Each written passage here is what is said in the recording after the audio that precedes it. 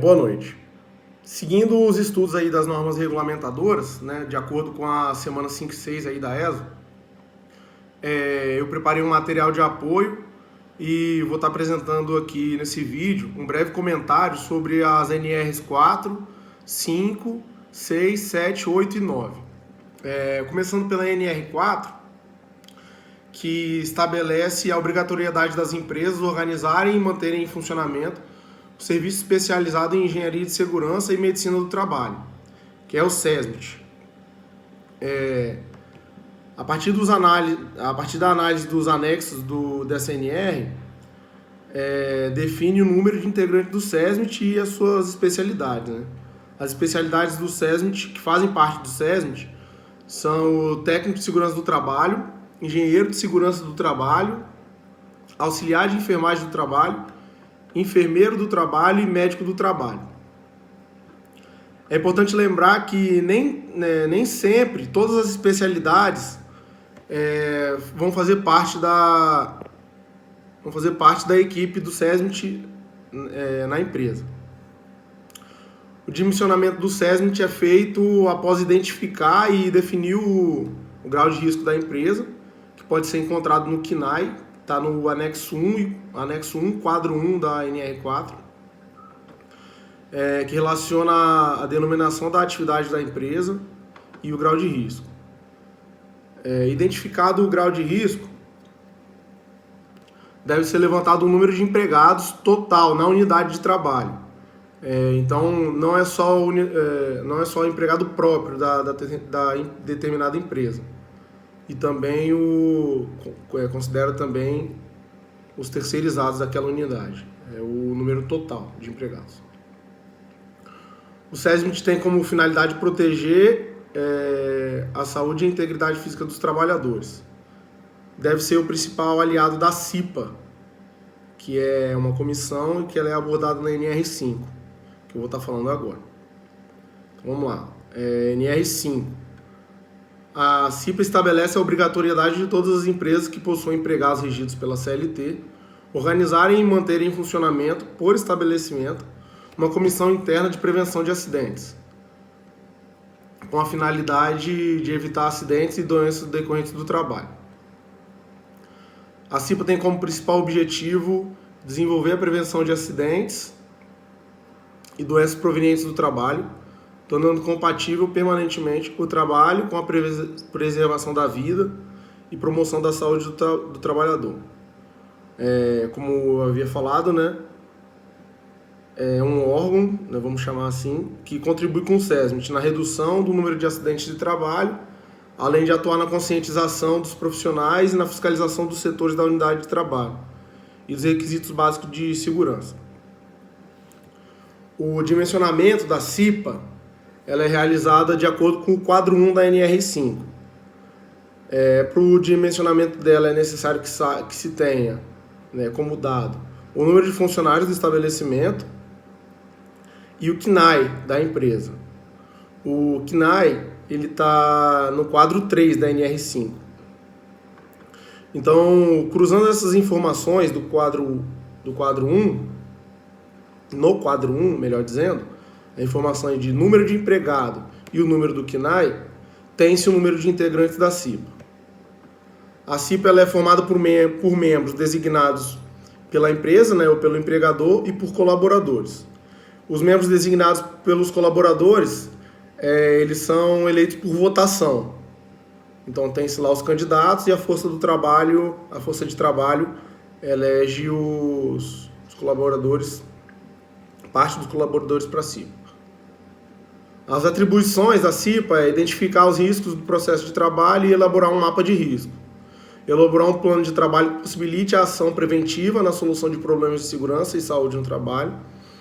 Participar da implementação e do controle da qualidade das medidas de prevenção necessárias. Realizar periodicamente verificações no ambiente e condições de trabalho. Realizar, né, nas reuniões a avaliação do cumprimento das metas fixadas, divulgar aos trabalhadores informações relativas à segurança e saúde no trabalho, Colaborar no desenvolvimento e implementação do PCM-SO e PPRA, que são outras NRs que a gente vai falar mais à frente, e de outros programas relacionados à segurança e saúde do trabalho. Participar em conjunto com o SESMIT da análise das causas de doenças e acidentes do trabalho e propor medidas de solução. Promover anualmente, em conjunto com o SESMIT, a Semana Interna de Prevenção de Acidentes do Trabalho, que é a CIPAT. Participar anualmente, em conjunto com a empresa, de campanhas de prevenção da AIDS e outras doenças, né? Como tem aí Outubro Rosa, Novembro Amarelo. Então a CIPA deve participar dessas campanhas. É isso. Vamos para a NR6. A NR6 define e estabelece os tipos de equipamentos de proteção individual. São os EPIs. Que as empresas estão obrigadas a fornecer aos seus empregados. Sempre que as condições de trabalho exigirem, com o objetivo de resguardar a saúde e integridade física dos trabalhadores. Além de fornecer o EPI, o empregador deve também fornecer treinamento para o uso correto, né?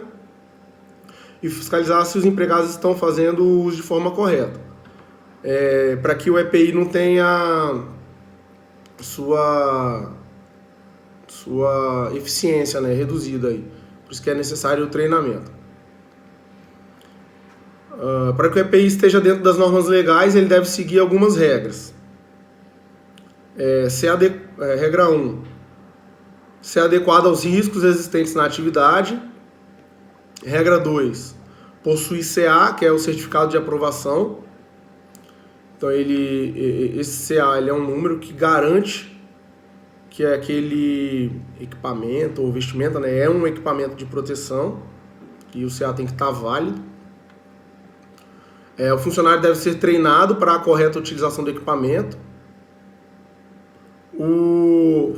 Regra 4, fazer cumprir a utilização do EPI, né? Então isso é uma regra, né, que o empregador deve garantir, a utilização do EPI. A não utilização do EPI, ela deve causar uma advertência ao empregado, né, já que ele está descumprindo uma norma da empresa. E a regra 5 é uma ficha de registro de fornecimento do EPI, que o empregador ele garante, ou se resguarda, vamos dizer assim, de que ele forneceu o EPI para determinado funcionário. Uma NR7, que é o PCM-SO. A NR7 estabelece a obrigatoriedade de todas as empresas elaborarem e implementarem programa de controle médico de saúde ocupacional, com a finalidade de garantir a saúde de seus trabalhadores, bem como define os parâmetros mínimos e as diretrizes gerais a serem observadas na execução do referido programa. O programa, como eu já falei, é o PCM-SO. Tem caráter de prevenção, rastreamento e diagnóstico precoce dos agravos à saúde relacionados ao trabalho. No programa estão previstos alguns exames, né? Que é o exame admissional, que ele é realizado antes do início das atividades de trabalho do contratado. O exame periódico, exame de retorno ao trabalho, exame de mudança de função e o exame demissional. O médico do trabalho define quais exames devem ser feitos e sua periodicidade. Depende da característica do trabalhador e da atividade a ser exercida. A cada exame realizado, o médico deverá emitir um atestado de saúde ocupacional, que é o ASO. O PCM-SO deve ser planejado e implementado, contemplando todas as funções e riscos presentes no estabelecimento.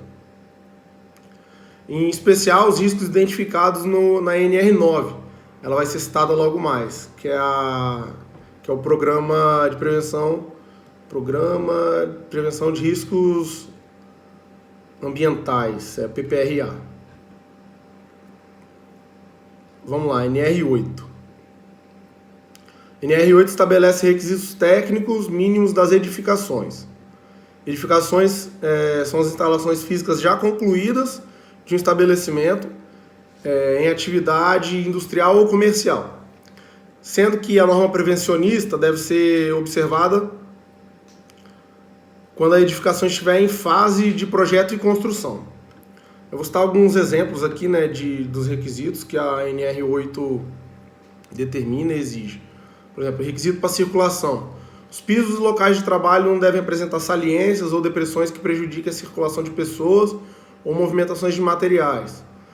As aberturas no piso e paredes devem ser protegidas para que impeçam quedas de pessoas ou objetos. Pisos, escadas e rampas devem oferecer resistência suficiente para suportar cargas móveis e fixas para as quais as edificações estão destinadas.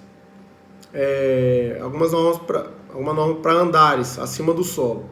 Os andares acima do solo devem dispor de proteção adequada contra quedas, de acordo com normas técnicas e legislações, atendidas às condições de segurança e conforto.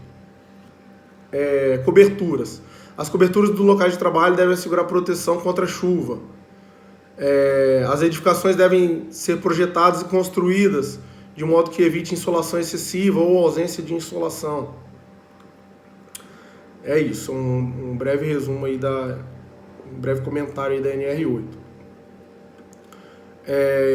NR9, PPRA, que ela já foi citada lá anteriormente na NR7. Estabelece a obrigatoriedade da empresa elaborar e implementar o programa de prevenção de riscos ambientais. PPRA tem como finalidade preservar a saúde e a integridade física dos trabalhadores através da antecipação e reconhecimento, avaliação e consequente controle da ocorrência de riscos ambientais existentes ou que venham a existir no ambiente de trabalho. Para efeito dessa NR, consideram-se riscos ambientais os agentes físicos, químicos e biológicos existentes no ambiente de trabalho.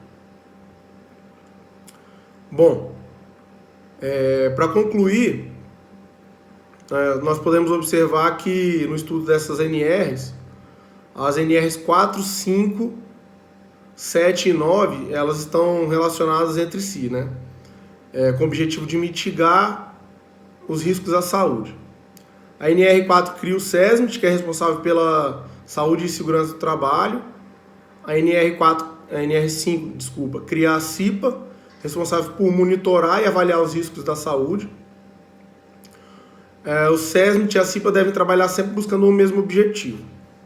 A NR7 e 9, a partir das análises do SESMIT e os apontamentos da CIPA, fazem avaliação e controle da saúde através do PCMSO e analisam os possíveis riscos através do PPRA, com o objetivo de prevenção.